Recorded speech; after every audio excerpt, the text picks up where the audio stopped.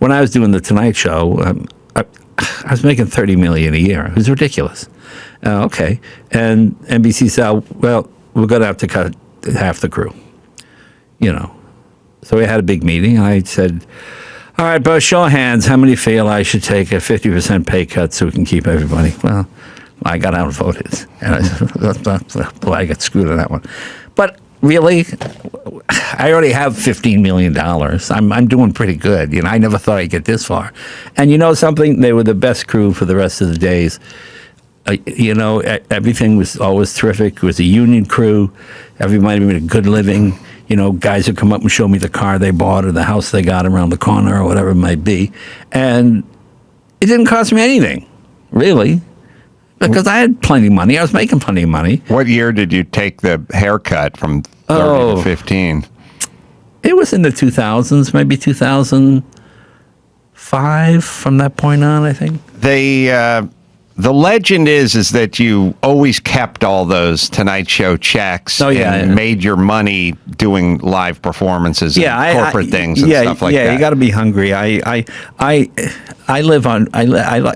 used to live week to week. Did you literally just put those checks, in the bank and never I lived on the money I made as a stand-up. Yeah, I wanted to be a comedian. I never thought TV was a job that would last your whole life. How many years did you do that?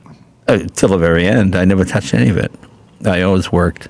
So I was doing 210 dates a year. No, I know what you can get paid if you go out and you sprinkle some corporate gigs in there. There's money to be made. Oh yeah. But you still have a pretty big nut. You have guys who work for you. You purchase a car every once in a while. Yeah. Fly sort of private. In that you have to refuel in Muncie, Indiana every once in a while. Can't get all the way across the country. But that money just went into an account? Yeah, still there. Still there. Yeah. And so what do you think of this? So it's not urban legend that that's what you did. That's what you did. No, but I mean, I don't have girlfriends and cocaine habits and stuff like that, So you could save a tremendous amount of money. How do you reconcile the sort of comedic mind with the mechanical mind? Because it seems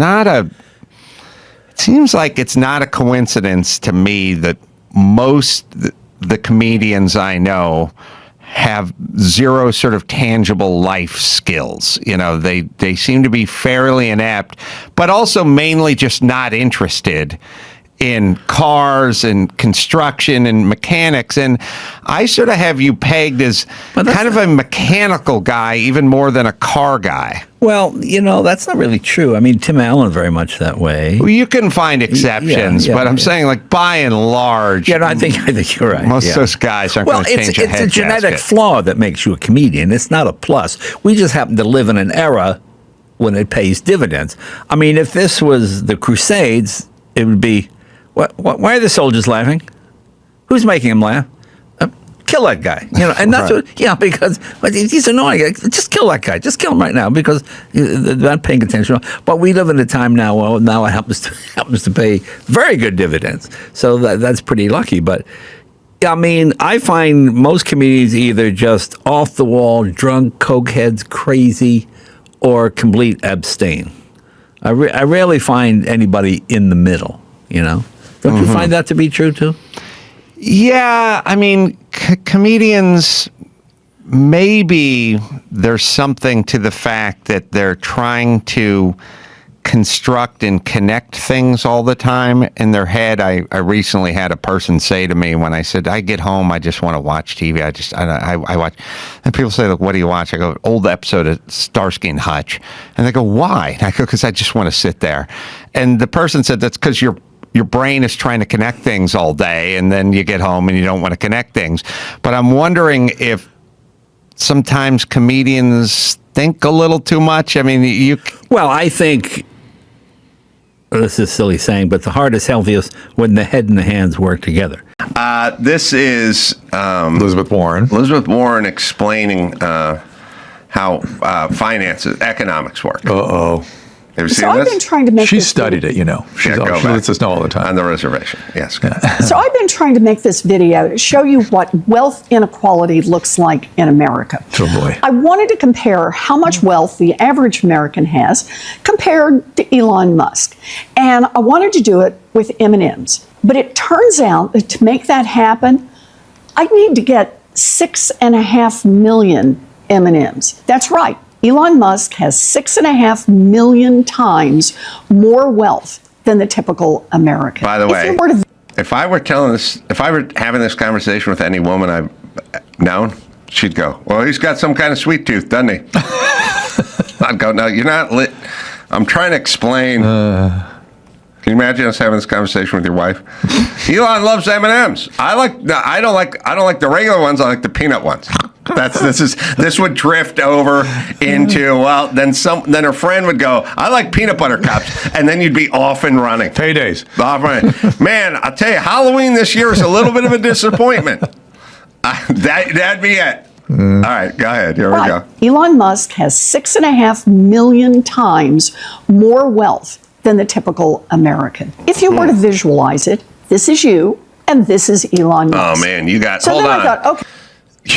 You got to figure out how to survive on 124,000 M&Ms. Chuck, you think you could get by on 124,000 M&Ms? Depends. Peanut M&Ms or regular M&Ms? Oh, that's the rub, isn't it? I got no surprised. time for the regular people. I'm actually surprised the average American has that much wealth available. M&Ms? That much M&Ms available. Because I keep hearing horror stories about how everyone's in debt, no one has money, and I am surprised that the average American has $124,000 worth of wealth. I've got to believe that that's just a farm or a house or some. Well, yes, but it's also probably got to have a weird variance to it. Oh yeah, it's got to have got to have a lot of swing. To it. Like a lot of those people got to be worth 375, and a lot of have to be minus 20. Right. I'm guessing. Correct. But also in a world where I'm calculating this. My grandmother house was $12,000. Right. It's now 1.7 million or whatever it is. Got paid off in 1966. You know what I mean? Stepdad's living in it. Okay. But my mom, you got one house for 12,000. You got one for 10. You know what I mean? All you have to do is sit around like my mom and survive it, and you're going to end up being 700-800 grand to the good. Right. That's right. I think a lot of that is that. Well, but yes, but that's real. I mean, that throughout history, that's not inconsequential. No, I agree. I wonder if it's gone up more. But why? Why? Anyway, let her finish. You have 124,000 M&Ms, and Elon has 627 billion. So, what is her plan with this M&M redistribution? Okay. All right. Musk. So then I thought, okay, if M&Ms are too much, what if we did it with rice? Turns out we need a 350-pound bag of rice to do that. And frankly, it would be a safety hazard to try to carry something like that in. Wealth inequality. Safe. All right. Safe. It's so funny. I've watched this 3 times, and it always cracks me up. Like, that's just a bad edit. Like, you have to talk about some OSHA mandated thing where you have to put on a belt to lift this stuff. It's like it's just you're using metaphor. You know what I mean? Yes. Where no one's. I'm not going to go, hey bitch, where's the rice? Where is the rice? All right, sorry, go ahead. It's funny. And frankly, it would be a safety hazard to try to carry something like that in Safe. here. Wealth inequality in this country is so out of control, it's hard to even visualize. And that's one of the many reasons why I introduced my wealth tax in Congress. It's a 2-cent tax on every dollar someone has after they hit the $50 million mark. And then a 3-cent tax on every dollar someone has Now after pause they it hit there. $1 billion. Government is the only place that goes this direction with money, which is to say, every other in every other facet of society, if you read the fine print on any high-end automotive auction, it'll say, Gooding and Company, it'll say something like they take a 13% premium on any sale under 100,000. Right. Any sale over, it's 10%. Right. And if it gets over 10 million, they'll take 6% or whatever it is. It goes that direction because it's going that direction. The government I'm not sure people get the point you're making. State it more clearly. What I'm saying is when Chuck, you have they do this thing all the time where they go, Adam's the rich guy, and he pays the same percentage or same percentage as Chuck, the poor guy. Okay, Chuck, the poor guy, pays in $6,200 a year, and I pay in $2 million a year. So I should pay a much lower percentage. I should pay in 10% when Chuck pays in 40%, and then his 40% would be $8,000, and then my 10% would be $720,000, and I'd be contributing a lot more than Chuck. But instead, their argument is Chuck pays 30%, and that's $6,200. Carolla pays $2 million, but he's only paying 30%. He shouldn't be paying the same. He should be paying 40%. Well, that's a fucking backwards argument. That's like saying if you sell VW Beetle, the auction house will charge 10%, and that sale was $27,000. Yeah. But if you buy a Lamborghini and it's $1 million, we want 20%. Right. That's backwards. Well, and by the way, the mansion tax is the same fucking thing. The mansion tax in LA is if it's under 5 million, it's 4%. But if it's over 10 million, it's 5%. It's like, why? You should be going the other direction with this. And I think when the history books are written, perhaps the most significant statement Trump ever made was, if it happened to me, it'll happen to you. And this is them. You're talking about income tax. This is asset. I get it. This is stealing. No, it's stealing, but so is the mansion tax. Yeah, I mean, it's a property tax, right? Isn't it? I mean, it's for most people. Property tax is stealing too. Let's be fair. For most people, all their asset is in their house. Yeah. But again, once again, you're going to a higher percentage when you get to 10 million. You should get a break. Every entity works that way. Well, and by the way, when there's no such thing as me saying, look, when you sign up for anything, you sign up for a subscription or something, whatever, they go, well, 3 months, it's $60. We do 6 months, it'll be $49. Right. You do a year, it'll be $37. Yes. Like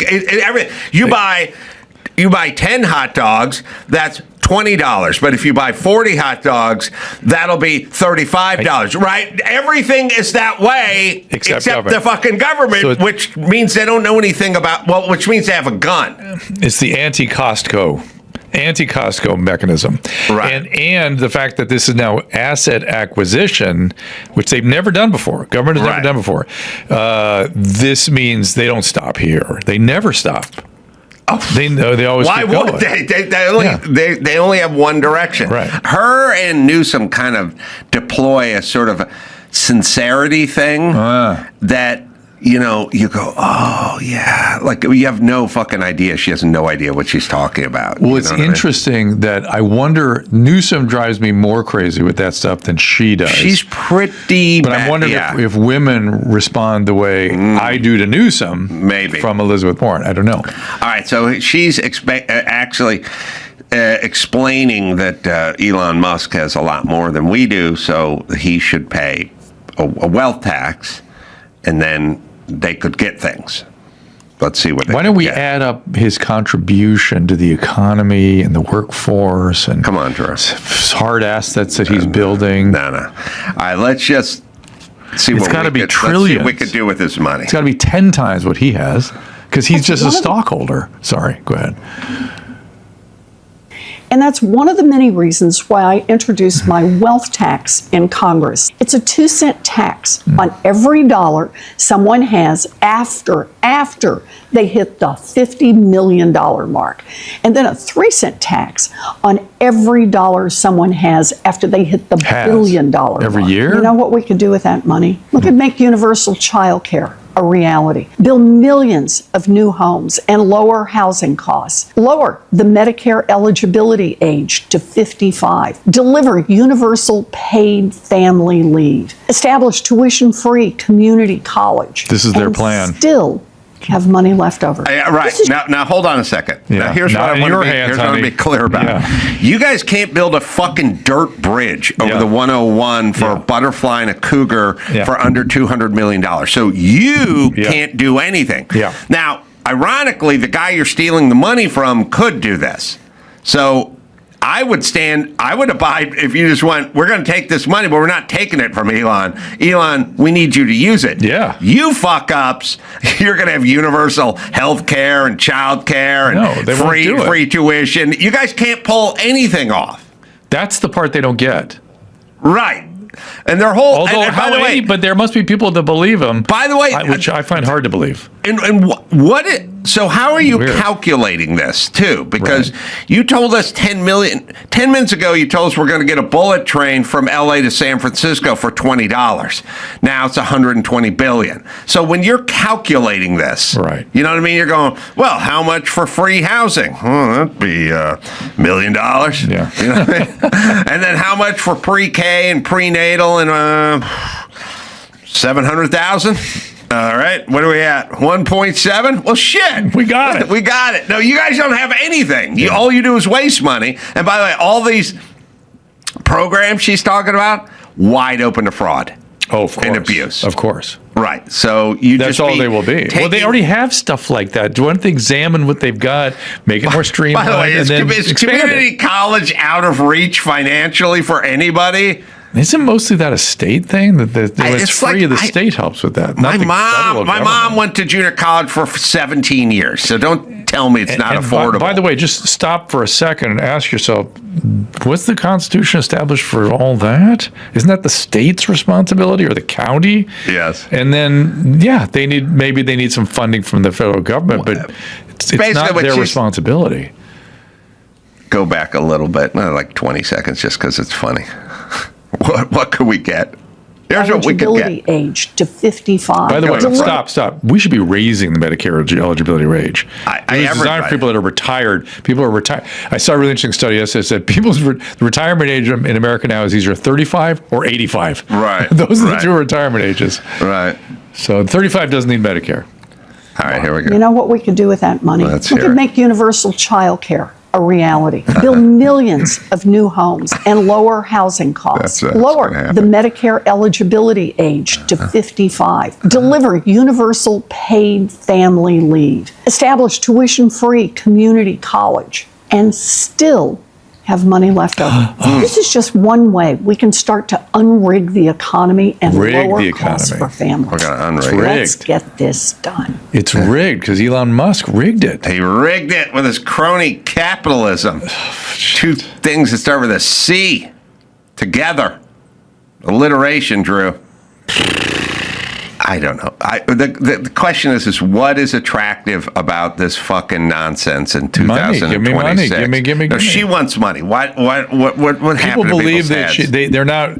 I think everyone lives in such echo chambers. I spent my morning on Blue Sky. Mm-hmm. Fraud and abuse does not exist there. Oh, I see. So if they don't know about it. How are they gonna Right. really understand that that's what's happening? And certainly, the kickback laundering thing. That's a conspiracy theory. Yeah, get it on. Got to get it on. No choice. We're going to mandate you get it on now. Lots to get into. Alicia Krause here. She's got a lot of news. I got a lot of stuff to get into. First, sad news. Phil, my dog, has left us. Oh. Yeah, he was a good dude. He was. There's a picture we'll put up at adamcarolla.com that sort of illustrates Phil. I think, a dog, a person, a life sometimes can be sort of summed up in one shot. And there's this great old picture when me and Dr. Drew were in here some years ago. And Phil was in here hanging out with us because Phil was very social. He liked to be around people. I mean, everyone, heaps praise on their dog, and, they should. But Phil never growled, never barked. He never snapped at anybody. He never nipped. He never bit anyone. He would sit there. He was very chillax. There's a vid somewhere on that computer. God knows if it's listed, but I was at my house a long time ago, and we were cutting concrete. We were at a concrete saw out. We're cutting a slab.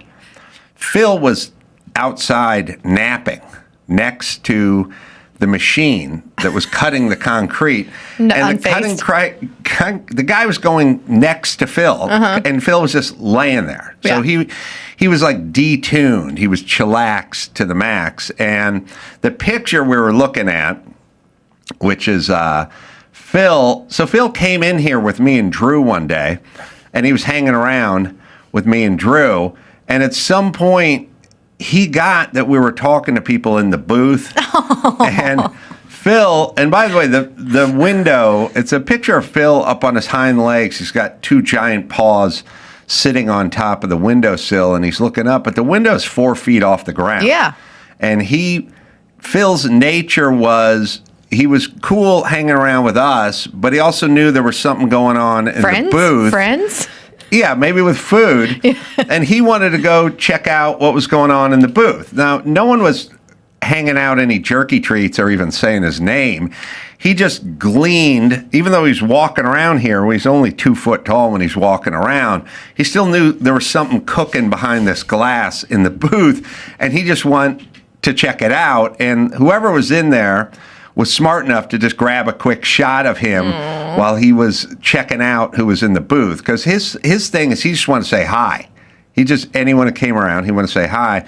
But there was lots of good stuff about Phil. Phil was big with a big box head. He was like 110-pound lab. I'm assuming I was going to say black lab. Big black lab. Yeah. And all I wanted when I was a kid was a big dog. I just wanted a big dog. A decent sandwich and a big dog. I'm going to add that to my list because I tell people all the time I was a dog, a basketball hoop, and a sandwich away from a decent childhood, like a fair to middling childhood. Because if I had a basketball hoop, I'd just be in the driveway all day alone, just shooting baskets. Maybe make a friend, because they would come over and shoot a hoop with you. I had friends, but I have to go to their house all the time. And if I had my dog and I got to go shoot hoops, and then when I got tired or hungry, I'd come in and eat a sandwich, that's about all I needed. But I was kind of 0 for 3 in that department. So that was another picture of Phil getting up there. Aww. Oh, this is Phil. I took Phil for a walk through the neighborhood, and there were horses, and Phil wanted to say hi to the horse, which is weird because Phil also had no fear. There's a couple dogs in the neighborhood that would go completely insane when Phil walked by. They were growling. There were big dogs. There was a big, I think it was a Great Dane, a couple. They had these 2 big Great Danes, and they would go berserk.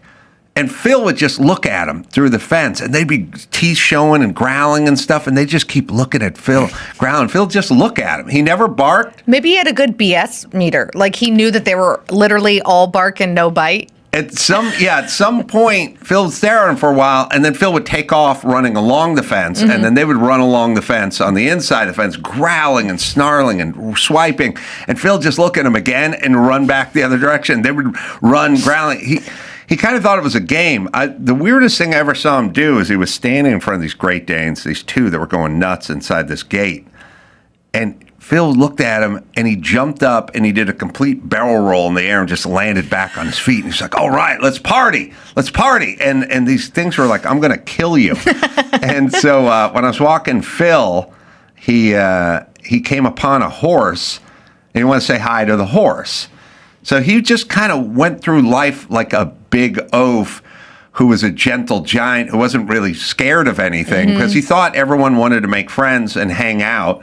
And he just did whatever he wanted. Like, we'd get a call from the neighbor, and the neighbor would be like, oh, this is another great shot of Phil. Phil, when I'd take him through a walk through the neighborhood, there was a big church, and it had a fountain. And Phil would get hot on these walks and decide to take a dip in the fountain.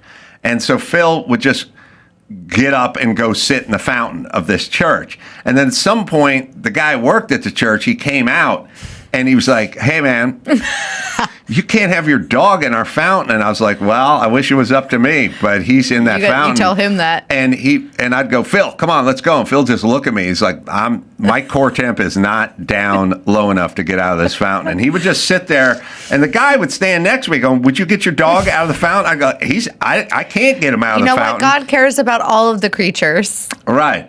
And yeah, he would do a move too. He had lots of weird idiosyncratic behaviors. When I would walk him in the summer, eventually he'd overheat because he was black and huge, and he'd just find a patch of grass that was in the shade on someone's lawn, and he'd just fall over, and he would just lay there.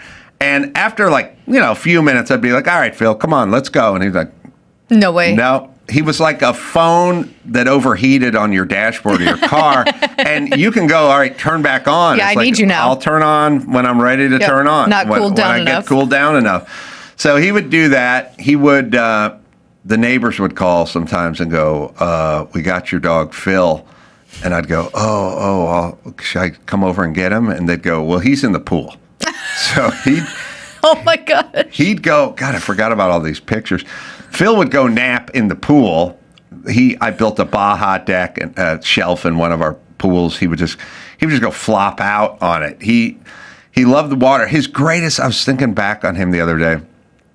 I would take these cold plunges like in the morning, and I'd go in the pool.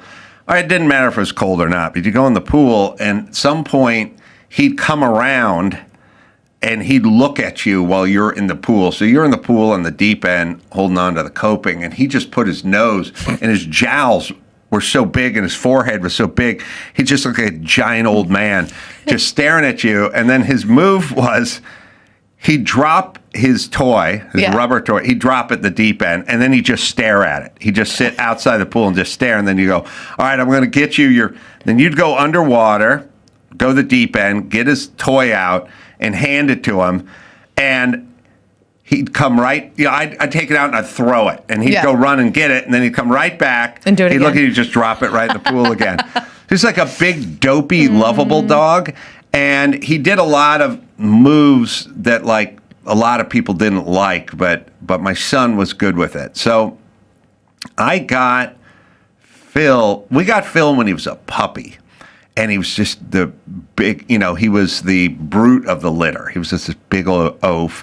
And his move he hung with my son. He slept on his bed a lot. And my son was very sort of gentle and friendly and loved Phil. And Phil had a couple moves. Aww. Make me cry. Sonny hugging Phil. Dogs and daughters, man. They soften men. Why'd you do that to me, Andrew? I wasn't expecting Phil and Sonny hugging on the bed, but Phil would go in, he'd lay down long ways. Sir, he made me cry. He'd lay down, he'd take up the whole bed, and then at some point in the middle of the night, he'd push Sonny off the edge of the bed. He'd also do a move where he'd go outside at night. He'd take a dip in the pool, then he'd come back. Yeah. And Olga would be like, Phil, you're not coming in the house wet. And he'd take his big paw and he'd go, boom, boom, like on the door, like boom, boom, boom. Let me in, woman. And Olga would be going, no, you can't come in.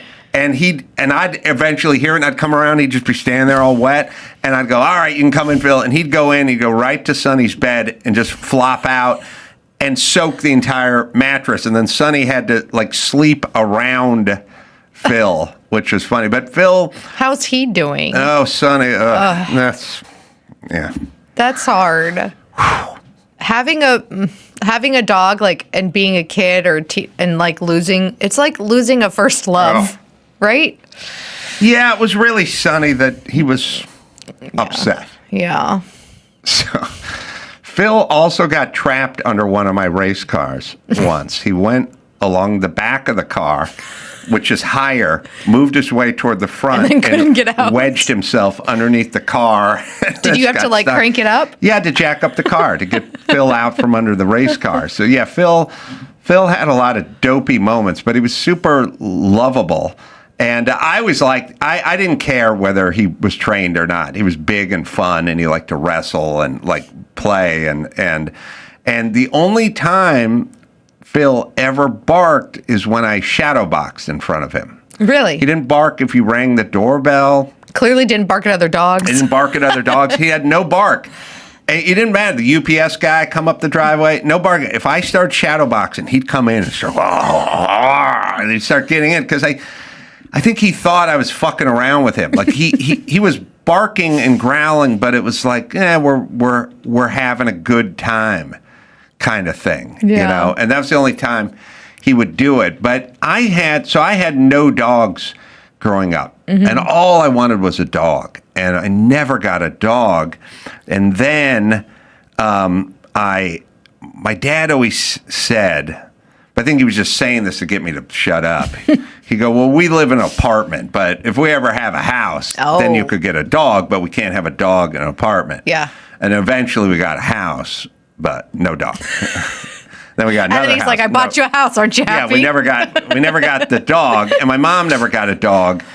And my grandparents never had a dog, which is kind of unusual when you think about it, because they just lived in houses in the valley that all had fences and backyards and stuff.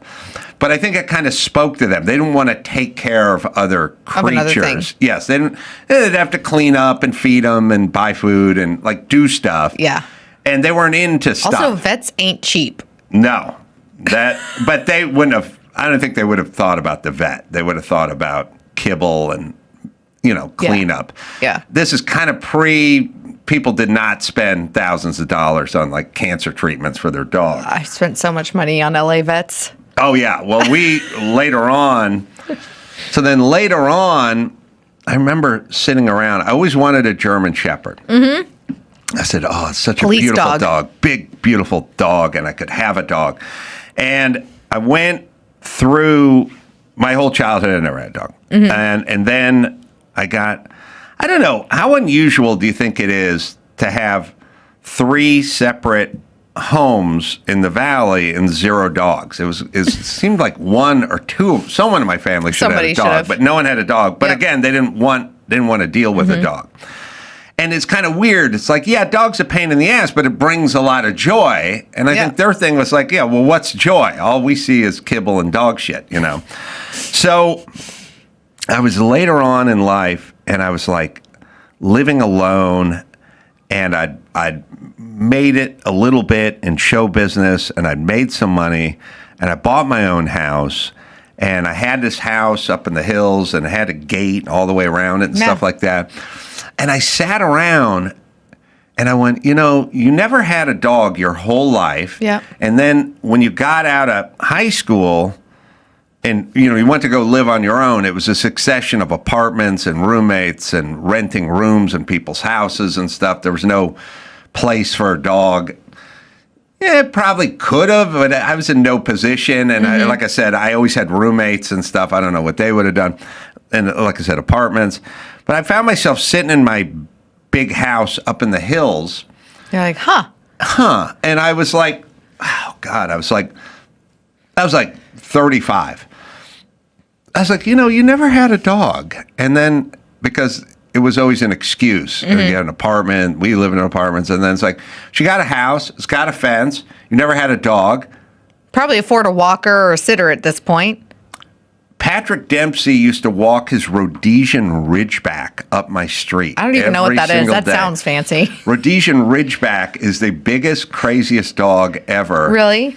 The fur that runs along their spine runs the opposite direction. Oh, are they like lanky? And kind of like I don't know. They're big. They Yeah. were bred to fight tigers in Rhodesia. holy cow. That's how big. Rhodesia sounds like a fake country. Yeah. Yeah. Yeah. It's like Sounds like a fictional country from the Well- Princess Bride. Wakanda's the black place, and like Rhodesia's like the Mexican fantasy land. There's churros growing from every tree. There's taco trucks taking the kids to school. And dogs to fight tigers. Dogs to fight tigers, cockfights in every corner. It's Rhodesia, Valhalla for Mexicans. So he could have walked it, but I sat there and went, you know what? I need a dog. I was like, I deserve a dog. I've earned a dog. And I found, or somebody found, a breeder that did puppies. Oh, you know you're going to get hate in the comments for that. German Shepherd puppy. And I got a German Shepherd puppy. And I named the dog after my dead grandpa, Laszlo. But it was good because it was a German Shepherd, and Laszlo sounds a little European. I find people who name pets after humans so fascinating. Like clearly Laszlo, Phil. Well, actually, I should cure it. I should amend it. Everyone called my grandfather Lotzi. Oh. And Lotzi was a good name for a German Shepherd puppy. So I got this German Shepherd puppy. It was a royal pain in the ass, but I dealt with it. And then at one point, the dog got to like 8 months and was time to go to the vet to be neutered. Died. I know. And like, So was it a corrupt breeder, or did the vet kill it? the thing about the vets is, does anyone really know like what the hell? Oh, my husband doesn't trust him. I don't either. Oh man, you got more pictures of Phil, but it's gonna make me sad if you show me more pictures of Phil. I think the guys are like we're just enjoying you being emotional today. It's Phil. It's my son. He Yeah. loved Phil so much. He was so broken up, crying on the phone yesterday. I was like, ugh. Somehow that. But anyway, my whole montage to Phil. Though, like I said, there is Phil with a sombrero on. At a job site? That looks like a construction site. Yeah, there is that somewhere in that computer, probably mislabeled. There's Phil laying around a construction site while they're actually building. Oh, there's him with Sonny again. I think now that's Phil taking up the entire bed. Essentially, is what Phil did. I think he's in my daughter's room back then. Yeah, he was great, fun. No training, but like good hang, and it like had a personality. Wasn't dumb. Drew used to come in here and get him sitting, laying down. Yeah. All he took was one little jerky treat, and Drew, being Drew, going, sit, Phil, and so he'd sit down, like lay down. I'm like, oh, I knew he could do it. He just wouldn't do it for you. He never wanted to do it. Bet you he would have gotten out of that fountain for Drew too. So then what happens is Lotzi dies, and then I'm like, I guess me and dogs were like never in the equation. Aww. And so then I went a long time with no dog, and then a family dog on my wife's side showed up as an adult dog. Labrador, female lab, Molly, good dog, but like skinny with a little head, not the big brute that Phil would be. And then Molly died, but we had Molly for a while, and that was fine. And I love Molly. And then Molly passed on, and then it was another dog, and then I was like, you kids need kids should have a dog growing up. And for some reason, just from my childhood, I was like, I want a big dog. I want that big dog laying on my son's bed, my son, laying next to it. I don't You want to tell your son to go pick up the shit in the backyard? No, they never did that. What? No one did it. No one did everything. Oh, well, now there's Phil laying next to two guys that are taking a stump out of a tree. And by the way, it's not like Phil was there and then they took the stump out. These guys were taking a stump out of the tree in the backyard. Two dudes Phil never seen before, and he just walked up to wherever they were and just laid down next to them because he'd prefer to be. He's the foreman. Yeah, next to them. There's something in that same day or whatever, but I was redoing that backyard, and at some point, this was a video. Sorry, Andrew. This is a video of of me firing up the wet saw, diamond blade, cutting concrete slab, and Phil just went and laid down next to this machine, which, by the way, is super loud. There's shit spraying all over the place, and he's like, "I'm good." So he was a good dude. He was chillax, but most of all, I'm happy my kids Had a Yeah, Natalia went through a bad phase with Phil because he was smelly and shed and come in and knock stuff over, and she's Yeah. like, "Phil, get out of my room," But Sonny was always like, and then Natalia came around and was able to. Oh, well, we still got. Do we have the Phil video? Aww. Let's see if I can figure this one out. Yeah, we were. I got to rotate it. Hold on. I got to rotate it. We were doing my backyard when I got the house, and there was action out there, and I just walked by the window and saw that these guys were cutting concrete, and I also saw that Phil was laying, I wouldn't say feet away, like sort of inches away, while they cut this stuff. But Yeah. that's how low, that's how detuned he was. He was Yeah. not yappy. He's was like, "This is super- my house. Welcome. I'm going to take a nap right here." I wish he had a thought about it. All right, let's see. That's me walking through the house toward the backyard. These guys are cutting concrete with a diamond blade on a wet saw. One guy has a Hudson sprayer, and he's spraying the diamond blade because when you cut with concrete, you have to wet it. So it's called a wet saw. It's a smooth diamond blade. And Phil, who could have easily been in the house laying on a sofa or Sonny's bed or whatever, just thought it'd be. This is how loud it is when I open the door. Phil sees me walking out, but he's not interested in the guys cutting the concrete next to him. I don't know. Are there any other dogs that would just I don't think go so. lay next to a Do we think construction that he site? might have been deaf at this point? Oh no, because if he was like 3 rooms over and heard you open a sack of kibble or something, he was moving faster than you. He was just unfazed Yeah. by these guys that were operating a diamond blade 3 feet away from him. That's amazing. That is a wiring right there. All right. So anyway, Phil shall be missed. He had a good life. I can't complain. I felt really bad for my son, who was really, Phil's number one fan, and also like a little bit sensitive. Like he was clearly. My daughter was obviously upset as well, but she's got a little, she's a little more resilient, I guess, as I would say, a little tougher. Well, he and your son clearly had like a special bond. Yeah. I feel like it's like parents aren't supposed to say it, but depending on the time of day, you have a favorite kid. Mm-hmm. Right. And I think that people like pets have a favorite person in the house. And sometimes like I have a girlfriend that just got a dog, like just adopted a dog. And she teases her husband that it's his dog. And he's like, well, it was supposed to be, but he likes you more. Right. Like I remember when my husband and I got engaged and married, we got a little dog, and I was like, Guinness was my dog, and then Guinness liked Eric more. Mm-hmm. And it was like, well, okay, it's his dog now. I think that pets kind of like pick a person. Like they love the whole family, but they have like a person, and it seemed like your son was that with Phil. Yeah, he knew that he could take a dip in the pool and head into Sonny's room and sleep on his bed with him and not get pushed off or shooed away. Wow.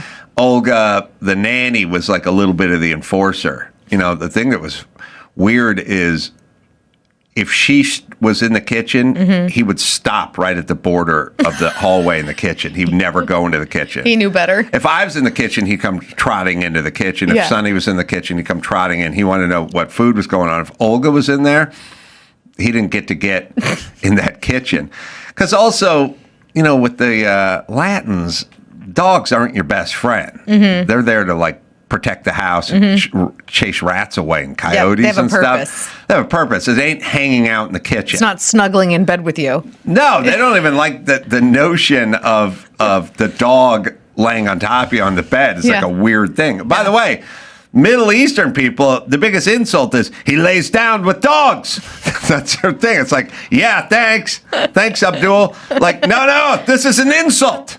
Yeah, I sleep with my dog. Yeah, he lays down with dogs. He's a dog. You know, like they do that thing. And to us Western cultures, like, yeah, they're insulting you by saying this guy lays down with dogs, and we're building stairs that we're buying off the QVC that are fully carpeted so we can get our dog up under our bed so we can lay down with our dogs. Yep. All right, so Phil shall be missed. Yeah, R.I.P. to Phil. But like I said, he had a good run. We had a good time with him. Lucy. Hey, we all like a little bit of nicotine, right? I know I do. And I like something after a long day's work. It's nice to relax, and that's why I use Lucy. They're 100% pure nicotine that's always tobacco-free. Sometimes I pop one in, one of their 4 milligram mint pouches, and I'll use it while I'm doing my yard work, homework, whatever I'm working on. It just keeps me going. Their Breakers pouches are great too. Each pouch holds a capsule that can be broken open for a little extra flavor. Look, we all need a little treat at the end of the day. And now you can set yourself up with a subscription so they can be shipped right to your door. I love Lucy. You love it too. Am I right, Dawson? Lucy's the only pouch that gives you long-lasting flavor whenever you need it. Get 20% off your first order when you buy online with code ACS. And if you don't want to wait, just head to lucy.co/stores to find Lucy near you and grab it today.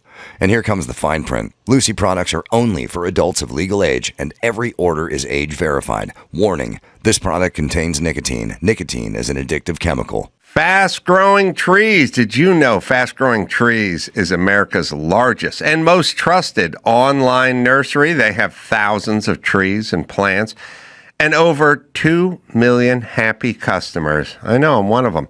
They have all the plants your yard needs, grown with care, and guaranteed to arrive healthy.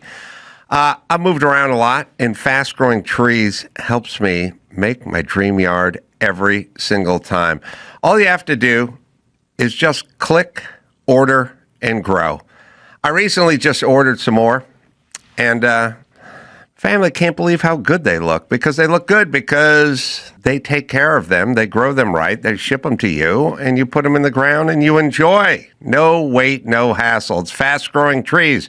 Right, Dawson? Right now, they have great deals on spring planting essentials, up to half off on select plants. And listeners to our show get 20% off their first purchase when using the code ADAM at checkout. That's an additional 20% off better plants and better growing at fastgrowingtrees.com using code ADAM at checkout.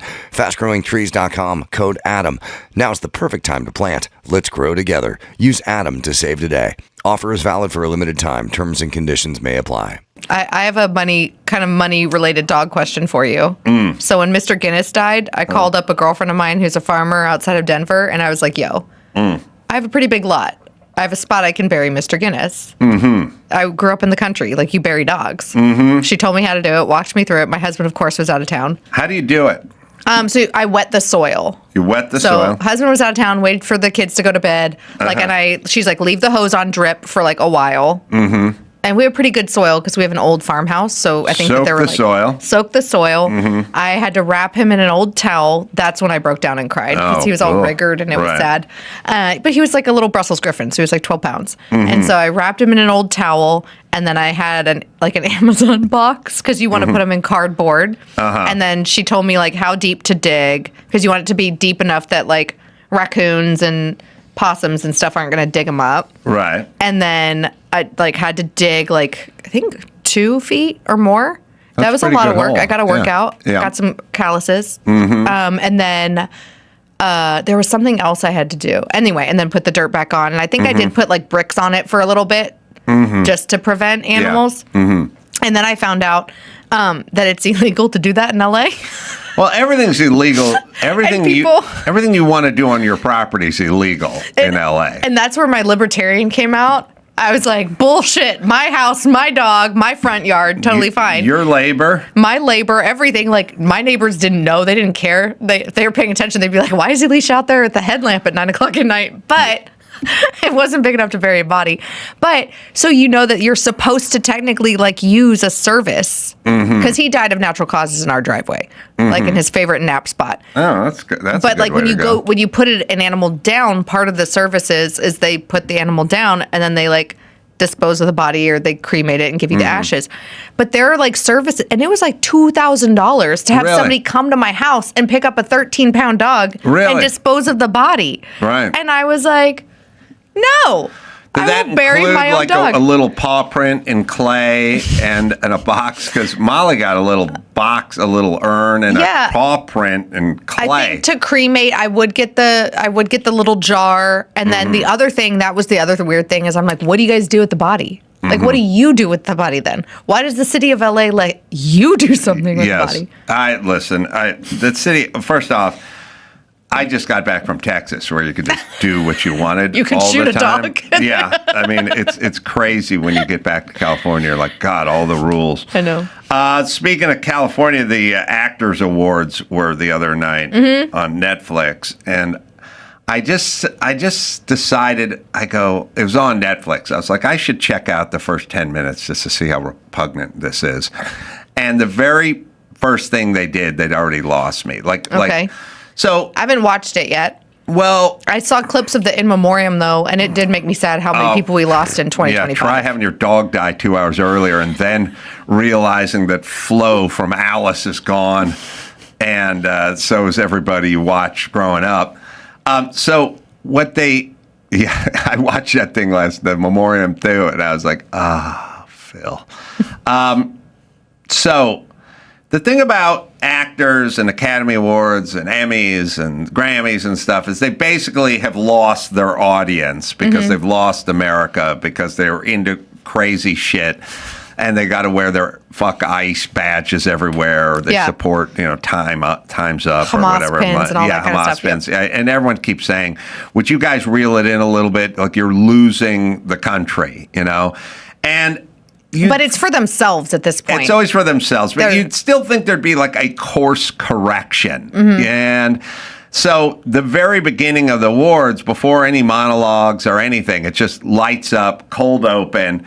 It was actors talking about being an actor. Didn't they do this last year too? I felt like I've seen this bit before. See it last year, but it starts with Kristen Wiig, and it's a self-important, self-congratulatory. The reason everyone hates actors is they're cold open, which I'm always surprised no producer raises their hand and just goes, let's not do this. Yeah. Like, let's just get some funny comedian to come out and roast the actor. Like bring back Ricky Gervais. Everyone loved it when Ricky Gervais made fun of us instead of us giving ourselves handies. But all right, here it is. Starts with Kristen Wiig. Oh, hello. I was just reading a script.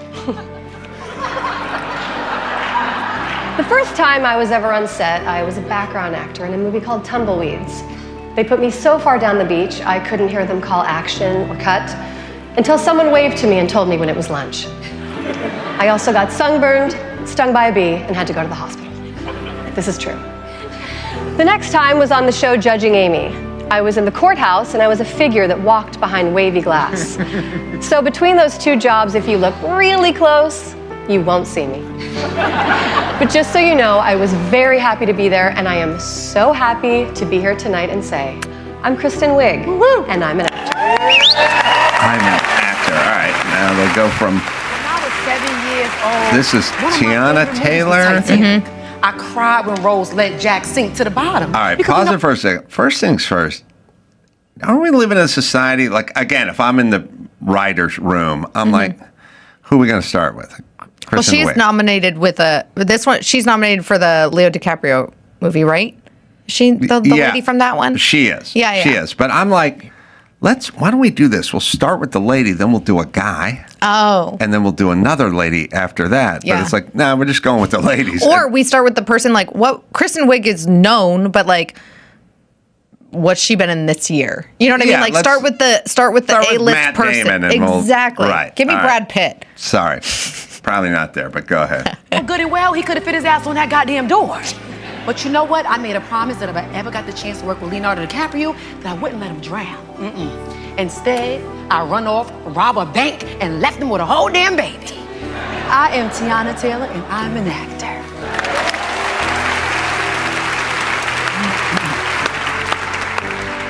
So the grand irony of all right, my Delroy sitting here Lindo. right Now look, again. Now we got a dude, we got a black dude, fine. But in the world of like optics, like don't we like someone go, all right, let's do the white chick, then we'll do the black chick, but then we should do Ethan Hawke. Right? I honestly After thought that, like, one, I mix did it not up a little bit. I did not recognize Kirsten Wiig. I was like, holy crap. She's you're right. Looks totally Kristen different. Wiig, yeah. Two, I thought they'd start with Jason Bateman. Right, except like, for I know, right? in a weird way, there's a weird thing that I don't want to get too tinfoily hat about this, but she starts off and goes, hold my beer. Like she hands her script to the guy's a bigger star than her and goes, hey, chump, hold this. The ladies are talking. And he's like, I don't know what to do with this. So it's already kind of setting the table for this. Delroy Lindo, I know him from Gone in 60 Seconds. That's about it. But he's done other things. Sorry. Period of wide acknowledgement and relative success is that it's causing me to think about the times in my career when things weren't going so well. Being able to look back from a place of this current success, times that were more challenging for me, is a testament, yes, to my own self-belief and my ability to hang in. So courageous. But hopefully it's also an encouraging example to all actors out there who may currently be facing their own challenges. Their own challenges of auditioning. I'm an actor, and never forget, all you aspiring thespians, you are too. So this is by the way, this is the whole opening of the show. Is this, hey, we're actors, how great are we? Uh-huh. And look what we've had to overcome. Out of the 8th percentile. That's like if the NFL awards don't start with this, right? Like I don't even know what are the NFL awards called. Like self-deprecating, poking fun at us, or just comedy, realists. Or you can have Billy Crystal come out on a horse and do a big number. All right, so now we got two chicks and a brother, and we keep going here, and we go to what I think is going to be Ethan Hawke. Yeah, not Ethan Hawke. It's not. I used to get in trouble for daydreaming. We got Kate Hudson. I was accused of being disruptive, irreverent, dramatic. I was sent All right, home you can from pause school it. for inappropriate. I'm just saying, like when you're in the room, don't you go? Don't we got to get like one straight white dude like in there? Just our whole thing is diversity, right? Do you think so? Like some of the others, I understand because like Oscar nominated films or nominated films. Do you think that like they went to her because she's on a Netflix show? Like, is it Netflix like trying to keep it in the family, so that's why they didn't go to Ethan Hawke? Who's the bigger name? You know, these things all may be a factor, but I still. She looks amazing. Good work done. I'm just saying. Good work or good genes. If I'm in the room and I'm going, okay, listen, we go to this white dude, then we switch it over to Tom Hanks, and then we go over to Bryan Cranston. Someone raise their hand and go, you just did 3 dudes in a row. Like, we need to get some females in there, or someone of color. Like, we need some representation. But no, they're still going this way. So Ethan is just sitting there. With his whiskey? With his whiskey. Good for him. Keep it going. My makeup choices were too distracting. I was boy crazy and too loud when I walked in a room. Too opinionated in my ideas. She was too opinionated. She's too good. Well, to my great relief, it turns out these are all very marketable skills. My name is Kate Hudson, and I am an actor. And they all applaud for each other. Finally, an A-lister. We get Michael J. Fox, but we get the disability guy. No, it's a box. But like, I would have started with him. I would have too. We do get a white guy who is heterosexual, but he has a disability. That's what I'm saying. That's what this is about. Now, I don't think they know it. Anyway, it's like when I watch commercials now for detergent or cars or whatever disease du jour, I like look and I go, Asian guy, black guy, a lesbian chick over there. Like they just stomach indigestion. All right, they it's just like do it all now. They don't. They're the white guy, the white straight guy without the disability is an endangered species over there. But anyway, he gives his speech. I got. By the way, I have nothing against any of these people. I'm just saying. Look what Hollywood is serving up. Well, here's what I'm saying. Somebody told them like 5 years ago, reel this shit in a little bit. People are tired of this. Like they want something different than this, and they won't do it. That's kind of what I'm speaking of. I don't know. We can hear Michael J. I left school and moved from Canada to LA to try to make it as an actor. A teacher of mine told me, Fox, you're not going to be cute forever. I didn't know what to say to that, so I said, maybe just long enough, sir. After a few years of dumpster diving in LA, I ended up on Family Ties, where I received the biggest gift of my career. I met my wife, the actor Tracy Pollan, who played Ellen, my girlfriend. And she gave me 4 gifts. Our kids, Skylar. All right. Now you got to fucking talk about how much you love your fucking kids. All right, we've seen it. See, I liked that one, though, because it seemed the most real. The other ones are like, ew, look at me. You know? I don't buy it. You don't... No. You don't buy the Michael J. Fox, like, I'm an actor? Like, this is how it changed my life? Every Democratic politician, like the Republican politicians, when you go to their page, it's like ex-Navy SEAL, Republican, House leader and whatever, husband, father. You go to like Gavin Newsom, it's like first partner to Joanna with 3 wonderful kids. Like, shut the I don't fucking care. Everyone's got kids. Everyone's got a wife. No one gives a fuck. I want to hear some titles. You haven't seen my Instagram profile then? No. Well, you're a chick. Wife, mom. That's right. But all right, but you're not the president. You know what I'm saying? If you're the governor. At Marathon gas stations, every stop is the start of fun, like the awesome fuel savings you're going to get with Marathon Rewards. Join Marathon Rewards today and start earning rewards on every gallon of gas. You can redeem rewards at any time, saving up to $1 per gallon. Well, that adds up. And don't forget, Marathon stations are packed with all the conveniences you need to stock up on, to live life on the go. Marathon, where the fun runs on full. Available at participating Marathon locations. Terms and conditions apply. See marathonrewards.com for details. Pluto TV has thousands of free movies and TV shows. You swear? If I'm lying, I'm dying. This is the mindset. Free. This is the mantra. Free. This is the mindset. With movies like Interstellar, Dreamgirls, and Gladiator. Are you not entertained? And TV shows like Survivor, SpongeBob SquarePants, The Fairly Odd Parents, and Ghosts. Pluto TV is always free. Pluto TV. Stream now, pay never. Kim Bright back on, founder, Bright Core Nutrition. She's let's see. As a we can call you a nutritionist, right? Well, I've been helping people with their health for 50 years. So I didn't actually go and study nutrition in college because it didn't provide what I was searching for and looking for. It was very limited. So I don't like to use that name behind because I've studied so many different things. So I've been helping people get well and stay well for 50 years. Yeah, before COVID, maybe I tended to listen to the experts and the people with all the degrees on the walls and all the heads of this group and that group. And after COVID, I'm now officially suspicious at anyone who went through the system, went through the training. And by the way, it's kind of back when Harvard meant Harvard. Like when I was young, if you went to Harvard, oh my goodness, you went to Harvard. Now I'm like literally suspicious that you've been compromised, I guess I would say. But Kim we were talking off the air about this discovery, this ice cave that's so old, 5,000-year-old. They found a bacteria that's resistant to modern antibiotics. And I'm interested in your take on this because I avoided antibiotics my whole life because I was poor and my family was poor and we didn't have insurance.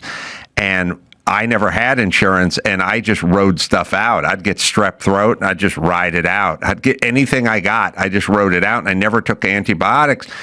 And now I'm the only person I know who doesn't have a bunch of gut problems and a bunch of allergic to everything and skin things. Like everyone seems to have a whole bunch of things that I don't have. And the only thing I can think of is that I never took antibiotics. But Let's talk about this ice cave.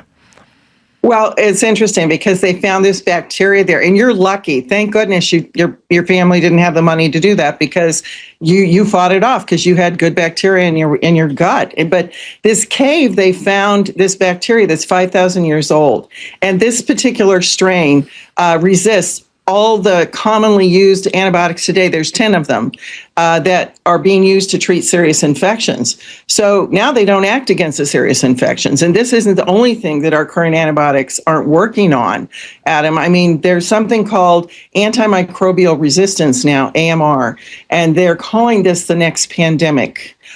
With estimates ranging from 30 to 100 million deaths, they're saying, by 2050.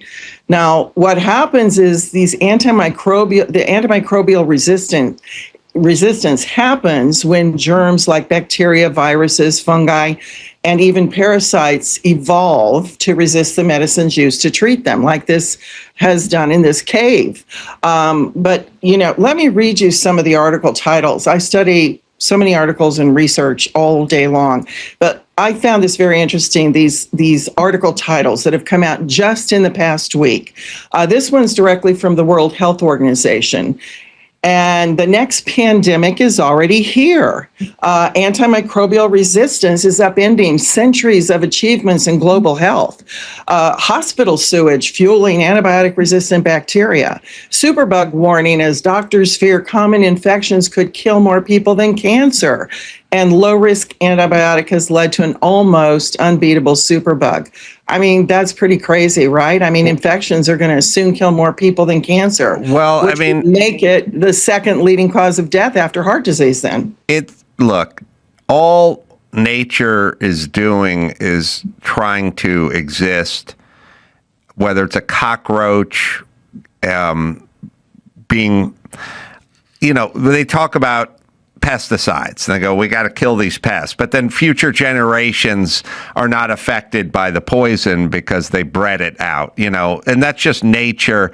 Cockroaches aren't good or bad. They're just nature being nature. And, nature's sort of like ivy. It just grows on the side of houses. And if you come back in a year, there'll be more of it. And you come back in 5 years, it's going to keep going. It just keeps going. So bacteria is trying to defeat whatever it's trying to exist, and whatever we throw at it, it'll continue to try to figure out, and it always wins. It's just kind of the slow game, it always figures out a way to outsmart us. And as Dr. Drew would always say, there's no free lunches in nature. It just keeps going. And I've been noticing that all our sort of Western attempts at putting everything in a syringe and synthesizing everything and manufacturing everything, it's just making people fatter, more miserable, and less healthy. Well, when you put everything in a syringe, you're approaching the whole thing from symptoms rather than getting at the cause. I mean, there's this guy that his name was Chris Bond. Let me give you the example of this poor guy. He was just 19 when he had a severe infection that totally changed his life. This is how important that we get ourselves in good shape so we can fight infections. But he was 19 years old. He was fit and healthy. And then all of a sudden, Adam, out of the blue, he got sick and he had to go to the hospital. And they put him in an induced coma. And then he woke up to the devastating news that the antibiotics that they were using, it failed to stop his infection. And the doctors were forced to amputate both his legs, his left hand, and most of his fingers on his right hand. And, Chris, he's just one of a growing number of victims of this antimicrobial resistance. And doctors are basically running out of effective treatment options. And, it might sound strange to call him lucky, but I think he is actually lucky to have survived this. And he actually went on to become a Paralympic gold medalist. So, oh, really? That's great, right? I wonder what event he did, because I just got done seeing the Olympics, and I see they're playing hockey in the Paralympics. They're doing the downhill skiing thing. If I was in the Paralympics, I'd definitely be in the winter that one seems a lot better than trying to play beach volleyball with no legs. Oh, played wheelchair rugby. God, there was a really popular movie called like Smash Ball or something about guys who played wheelchair basketball or something, or who cares? Let me tell you that the health experts, the so-called health experts, are predicting that by a certain time that we are going to have so many deaths from this antimicrobial resistance. It's unbelievable how much it's going to be. I mean, it's just unbelievable. By 2050, they're saying 10 million people are going to die every year from this antimicrobial resistance. Well, that's more deaths than cancer. Are those who took the most antibiotics probably going to be the most susceptible to this? Yes. And do you know in Australia, there's more people already dying, Adam, from the AMR than are in car accidents. I mean, they're slightly ahead of the curve, but the threat's growing rapidly worldwide. What are some of the countries that, I mean, I'm guessing Western countries used antibiotics the most, and then certain other countries probably use them the least. Your more developed countries, because they had the money for that. But they introduced antibiotics, I think, back in 1940s, and of course they were touted as miracle drugs back then because they were saving millions of lives.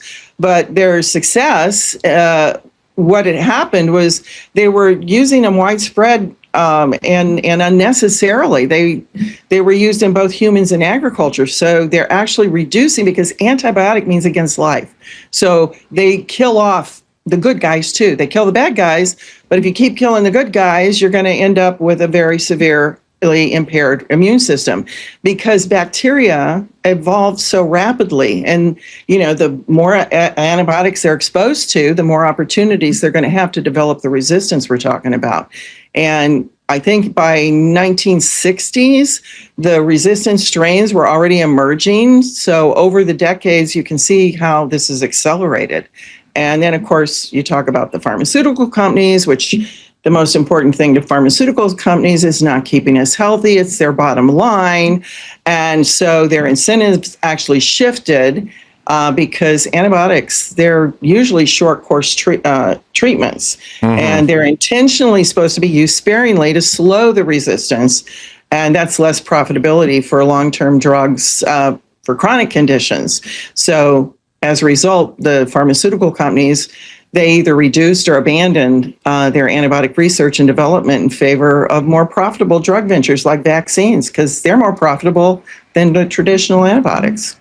Well, I don't think there's any question that we figured out that the big pharma's in the business of making money the same way big tobacco was in the business of making money, and it behooved them to have their own scientific data on the effects of cigarette smoke, just like now big pharma has their data, because they're in the business of making money. So just a side question for someone who's been there and done that for you, not to do with antibiotics, but all of this weight loss stuff, all this Ozempic business, it worries me.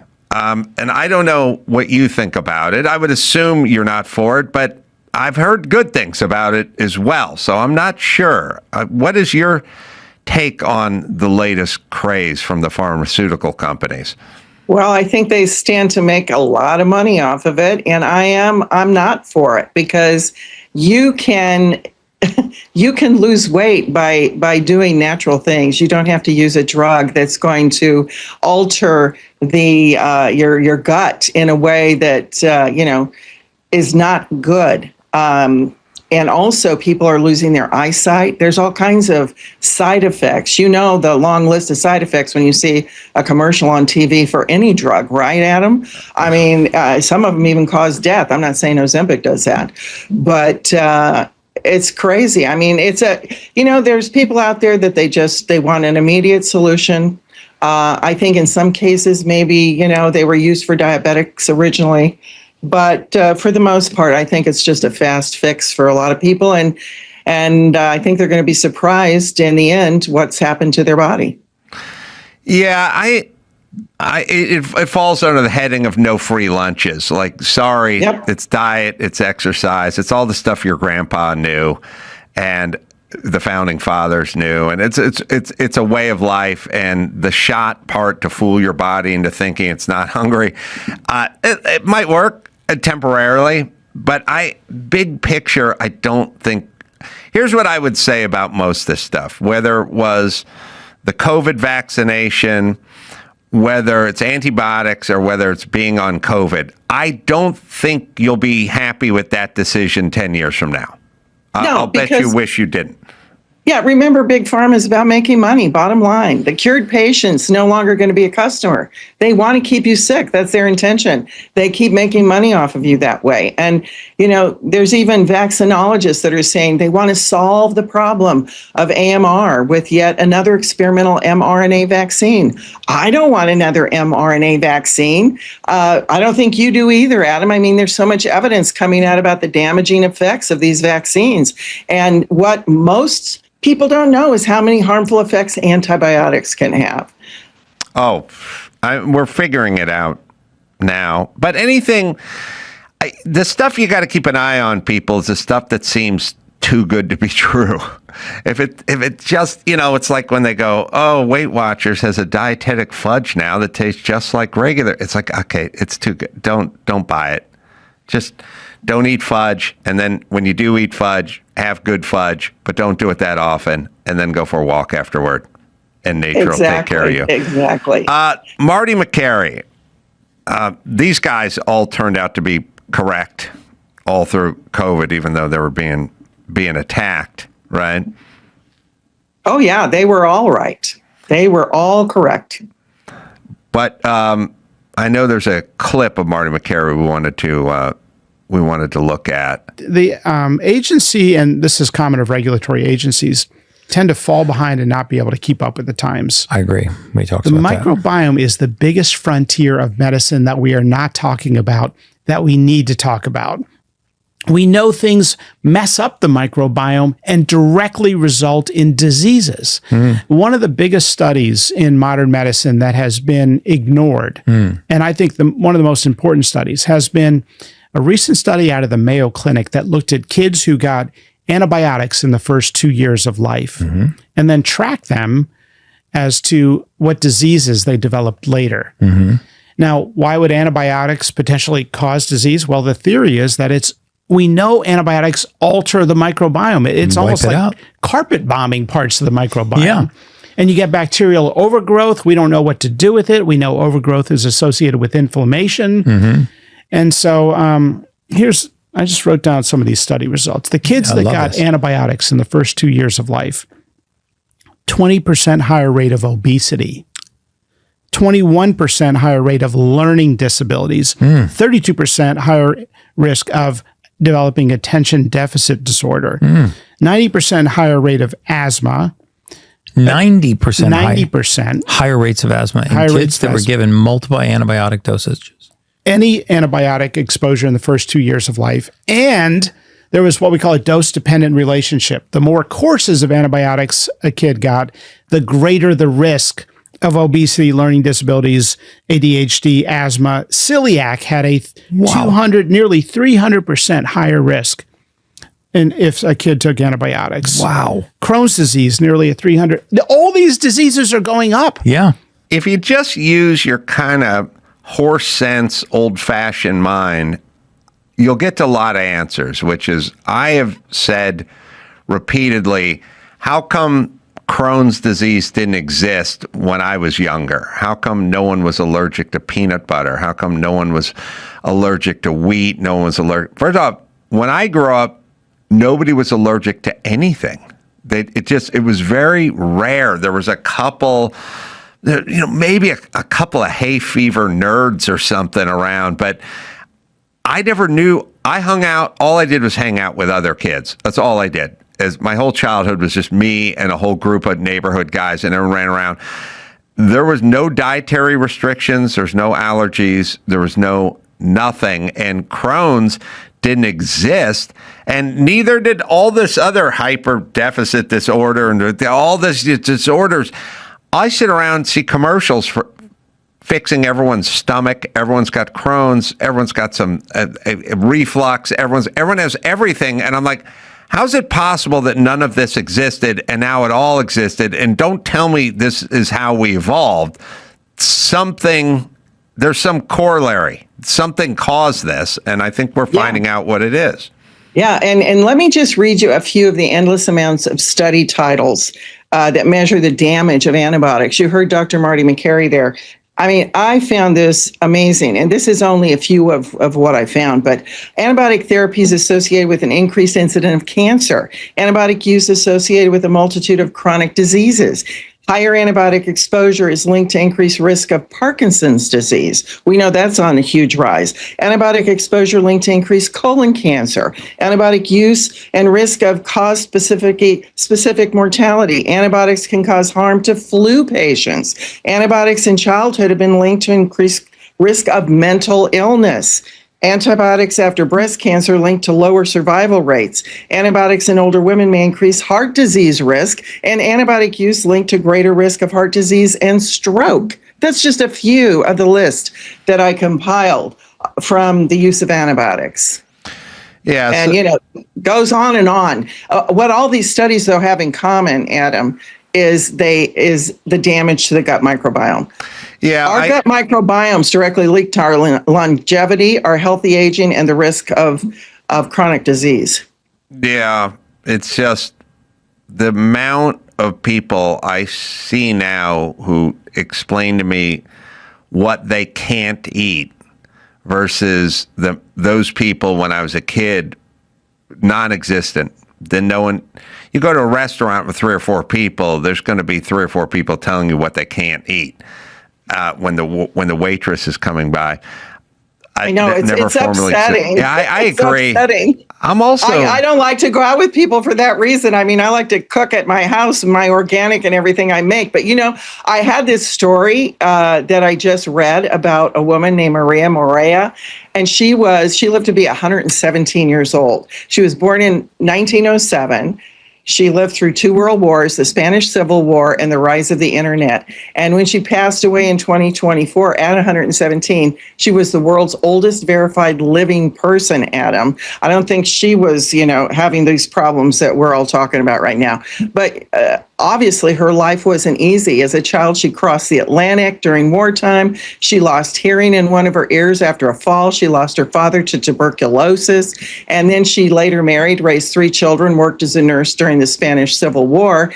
And of course, through all this, she's experiencing tremendous amount of grief and stress and history firsthand, but yet she still stayed engaged with life. And she actually played the piano until she was 108, and she adapted to the new technology despite her hearing loss. But after her death, this gets very interesting here, researchers decided to examine her gut microbiome.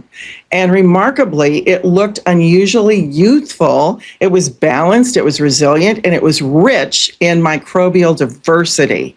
And of course, she ate a very healthy diet and regularly consumed fermented foods, nothing complicated, but she had these steady habits over decades.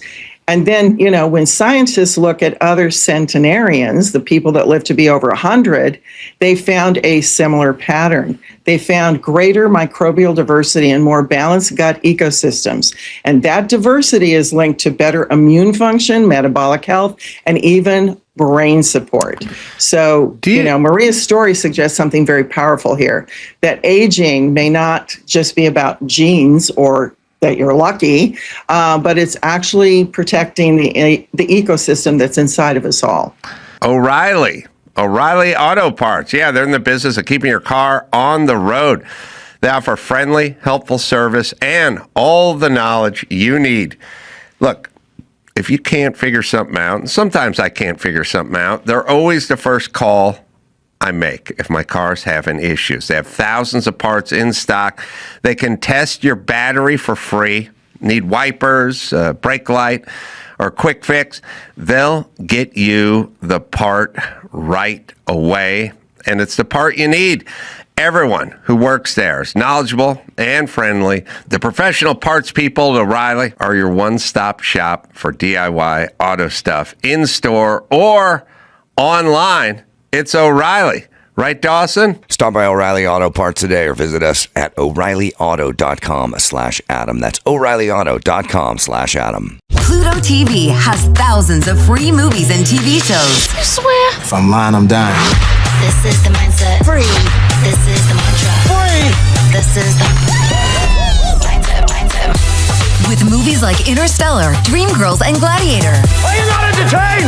And TV shows like Survivor, SpongeBob SquarePants, The Fairly Odd Parents, and Ghosts. Pluto TV is always free. Pluto TV. Stream now, pay never. I also think, and this kind of dovetails into this, I think we're way too clean now. I think we're sterilizing everything and wiping everything down with Purell. That kills all the good guys, and yeah. just everything is about wiping everything down with alcohol and cleaning everything to the point where there's no exposure. There's nothing for your immune system to work out against, push on. You know, they always do those studies of the Amish people who have the outdoor dogs who come indoors and out. Those kids have no allergies. The ones that live in the Manhattan apartments with the windows closed all day have all the allergies. So, but the moral of the story is you need to kind of expose yourself to stuff and not try to kill every germ that's either on a counter or in your gut. I can't remember. I think I was watching Ron Johnson, maybe Senator Ron Johnson, I think. I'm bringing this up to you, Andrew. He did a whole thing of having to take Pepcid and all this stuff with acid reflux or whatever. And it's the same thing. You get sort of perpetually married to these pills that you have to take before every dinner, and eventually becomes a self-fulfilling prophecy. And he ended up curing it through some old-fashioned measure, but it's basically you have to take this pill because you have acid reflux, and at a certain point you have acid reflux because of the pill, and next thing you know, they've sold you $1 million worth of pills and you're on it your entire life. So that's right. We talk, and longevity too isn't just about adding years. It's maintaining the quality of those years through a diverse, resilient gut. That's the strongest indicator of how well you're truly aging. And if you've got to take that kind of stuff, your gut is not in balance. It has dysbiosis. It's got more bad guys than good guys because your gut, Adam's made up of microbes, both good and bad from the time you're born. And this collection of the microbes collectively make up the gut microbiome. And when you take antibiotics or you take all those things you just mentioned, you're killing off all the good microbes, and you're creating a state of dysbiosis in your gut. And dysbiosis is the cause of every health issue, and the microbial diversity will automatically decrease as we age, regardless of antibiotic use or other influences. But the presence of the good bacteria in our gut is what helps prevent harmful microbials from taking over. And the best way to prevent and treat that dysbiosis and the multitude of accompanying health consequences is actually to consume a centuries-old food called kimchi, because it's the only fermented food that contains over 900 unique strains of beneficial bacteria. Yep. Well, I took mine this morning. It's, cooking up kimchi or heating up kimchi. It's, if you live in a small apartment, it can fill the air with the scent. It's an acquired taste for most folk, but in the pill form, it's pretty easy. I just take them with whatever other vitamins I'm taking that morning. Oh, by the way, Senator Ron Johnson reveals he cured his acid reflux by hydrochloric acid after years of Zantac, Prilosec, and Nexium. Yeah, well, this grandpa knew right. Grandma, they knew what they were doing. That's right. And too, I wanted to say that kimchi helps your body fight off viruses like the flu. So you don't need flu shots like that. One recent study found that it could actually slow down the growth of the H1N1 flu virus. And a big reason for that is because it supports your immune system. 70 to 80% of our immunity is housed in our gut. And, kimchi, got to think of it. It helps your immune system stays balanced, and it strengthens your important immune cells that kind of act like scouts, where they go out and they spot the viruses early, Adam. And at the same time, it's going to regulate your body's response so it doesn't overreact and create all of this incredible amount of inflammation that it doesn't need because of some serious infection. It's not just the virus that causes the damage, it's the body going into the overdrive with too much inflammation. And kimchi has actually been shown to significantly reduce that inflammation and oxidative stress. Well, I think last time I talked to you, we were talking about RFK Jr. talking about how much he loved the kimchi and the fermented stuff. Let me ask you a question, may not be answerable. Kimchi is sort of the gold standard for the fermented stuff, but there's like sauerkraut. I love sauerkraut. It's interesting. You can't find sauerkraut at a restaurant anywhere in LA. And really, LA has 5,000 Indian restaurants and 5,000 sushi places, but no German or Hungarian places. Well, that's a battle for a different day. But in the fermented department, kimchi is sort of the heavyweight champ. How far down is like the king? Where's sauerkraut and where like pickles or something? Like is kimchi twice as good as sauerkraut or 10 times as good as sauerkraut? No.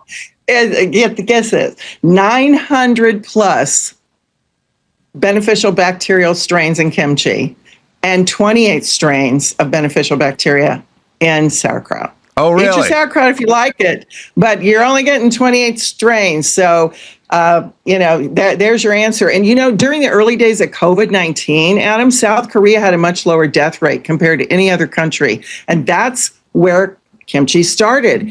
And I know researchers have pointed out that Korea's high daily intake of kimchi, because they eat it every day, some of them even eat it at every meal, that it played a role in that. And it's so packed with bioactive compounds and probiotics that make it harder for viruses to even enter into our cells.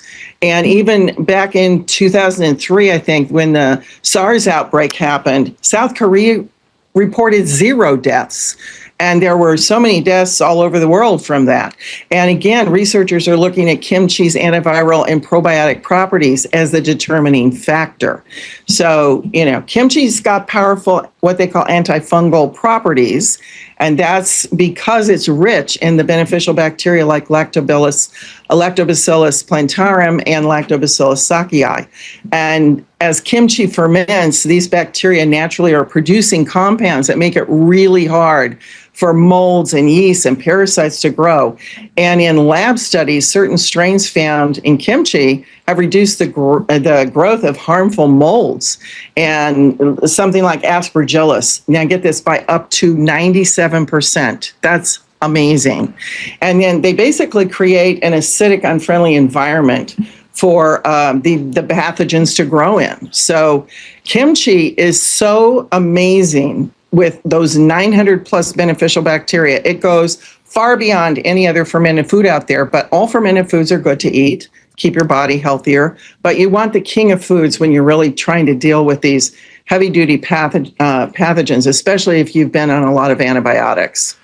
Yeah, well, most people, I would say, growing up in the United States, probably anyone listening under the age of 50, maybe under the age of 40, certainly under the age of 30, has just showered their gut with antibiotics all through your life. And so we're going to have to try to right that ship.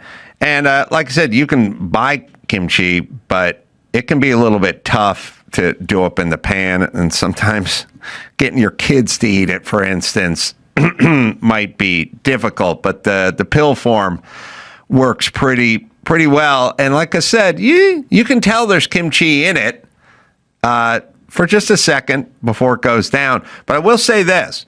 I do take the product and I do not belch it up or burp it up or have that. Sometimes when you take a fish oil and you go about your day and at some point you hiccup later in the day, it tastes like someone put a cod in your mouth or something like that.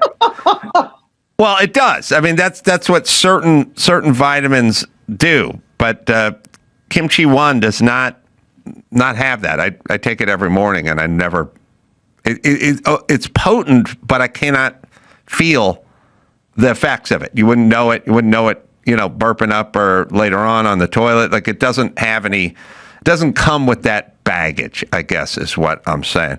Well, I'm glad to hear that. And, in simple terms, the kimchi helps crowd your body, crowds out the fungus and the bacteria and even parasites, while it strengthens your natural defenses. So it's great that it doesn't come back up on you. And, everything that has been mentioned about the harmful effects of antibiotics also it can change when you put the right strains in, like in kimchi. And it's the prime cornerstone of your overall health is your gut microbiome. So you definitely want to, encourage that by taking it every day. And if you don't want to eat it, then the way to take it is, take it as kimchi one. But, I want to also say something about, there are a lot of people that think they're going to fix their gut with just taking the probiotic supplements that are out there that have, maybe one or two strains, but they're showing that they have this huge amount of CFUs out there. And they're usually, most of them are one-note solutions, whereas kimchi, if you can think of it like this, it provides a complex microbial symphony, if you will. It's wrapped in a protective fiber delivery system, and it ensures the good guys are actually going to get down into your gut alive. And, it's really a full ecosystem package. And along with the live microbes, it's naturally bringing prebiotics, which is the fiber, the plant fibers that are in the compounds of the cabbage, garlic, and onions. And they're going to feed that beneficial bacteria because that's what they need to eat to live. And then the postbiotics are the helpful compounds that the bacteria actually produce during fermentation. And so that combination matters because the probiotics they really do struggle to colonize or even survive in your gut if your gut's not supporting them. So kimchi helps create that supportive environment and delivers the ready-made microbial byproducts that can interact with your gut lining and immune system right away. So, in practice, that means kimchi can offer more reliable multi-pathway benefits than a typical probiotic pill. So that's another good point. Let's give you a plug then. Let's figure out, let's tell everyone how to get Kimchi One and set them up. Well, because we made Kimchi One because there's so many beneficial effects, like you've heard of all these things. I mean, and again, people, whether they like it or not, it's hard for them to take it every day. So we made it in capsules using a cold process drying method to retain all the live probiotics, enzymes, and the fiber of the fresh kimchi. Also, people that are on sodium restricted diets, this is great for them because unlike store-bought or homemade, this is very low in sodium, 100% made in the United States, non-GMO and all natural. So if you've had problems with your digestion, irregularity, immune system, we have people writing us telling us they don't get sick anymore. Their gas and bloating's gone. They're regular. People who couldn't lose weight, their waistlines have changed. Suffering from a variety of symptoms since especially 2020. They couldn't identify the cause. Those things are all gone now using Kimchi One. So the special that we can offer for your viewers today is they can get 25% off their order of kimchi by going to brightcore.com/Adam and use the code Adam, or you can get up to 50% off with your order and free shipping when you call 888-418-0915. And, I started this company 29 years ago. It's a small family-owned business. So we're not a fly-by-night. We've been here for a long time. And we love having people call in so we can talk to you, answer your questions, and make sure that this product's right for you.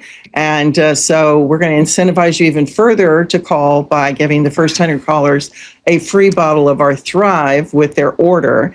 And our Thrive is a curcumin turmeric complex that we combine with ginger and black pepper extract. And that helps combat inflammation, boosts brain function, and even promotes good liver health. So you want the best discounts and you want that free bottle of Thrive, then you need to call 888-418-0915. Adam? Thanks, Kim. I take it every day. So far, so good. Not good. As much as the sniffles. Kim Bright, thanks for joining us today. Appreciate you. Thank you. Appreciate you. Thanks so much. All right. I'm going to be in Santa Ana doing a Newman doc there. We're doing a live, pod there.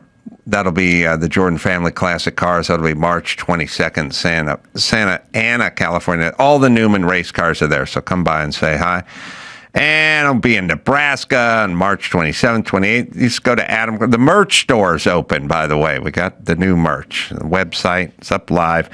So you can go to adamcarolla.com for all of that. And until next time, this is Adam Carolla for Alicia Krause and Kim Bright saying mahalo.